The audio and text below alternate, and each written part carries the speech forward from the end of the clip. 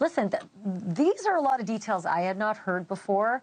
They were new, and considering the fact that it's been 2 years, we've been starved to learn something about this case. Do you see what we are having laid out as significant to the case?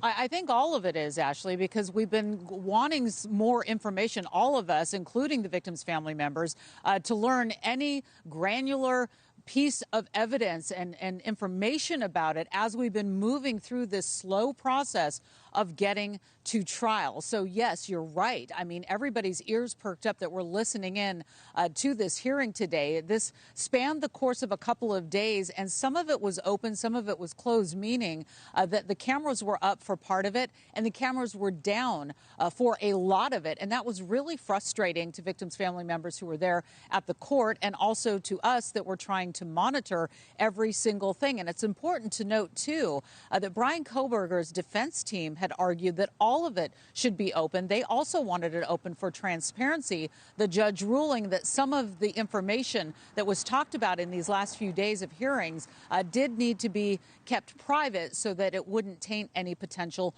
jury pool. But you're right. I mean, any little new piece of information is important because, to your point, we hadn't heard that before. This gag order has just driven me crazy. I understand when courts do it. I feel as though this particular process has been shrouded in, exhaustive secrecy.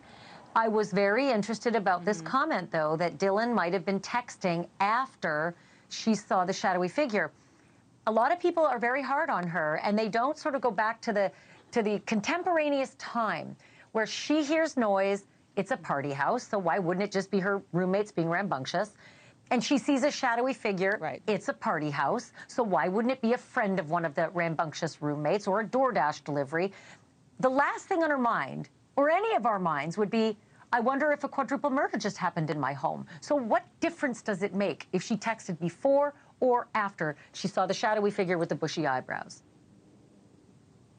Yeah, it's going to be about the words, right? We all want to know what was said, and to the point made in court over the last few days on this issue is the timestamp, right? So as we compare the white car outside as it was picked up on surveillance, as we talk about the footsteps that were heard within the house and her thinking that she was listening maybe to Kaylee playing with her dog with the kind of loud thumps that were going on, it's all going to be laid over once we get to trial, once we get those transcripts, that information, if it does become public, to what she was saying. Is she saying, wow, my roommates are being really noisy, or is she saying, I think somebody's in the house? I don't think it's clear exactly what the words were, but hearing now that she might have been texting during that time. And to your point there, you said at the top, that she had been out, as most of them were. This was a party house. She said that she wasn't sure if it was real or not. I mean, if you wake up to what they woke up to, I think the prosecution said, in fact,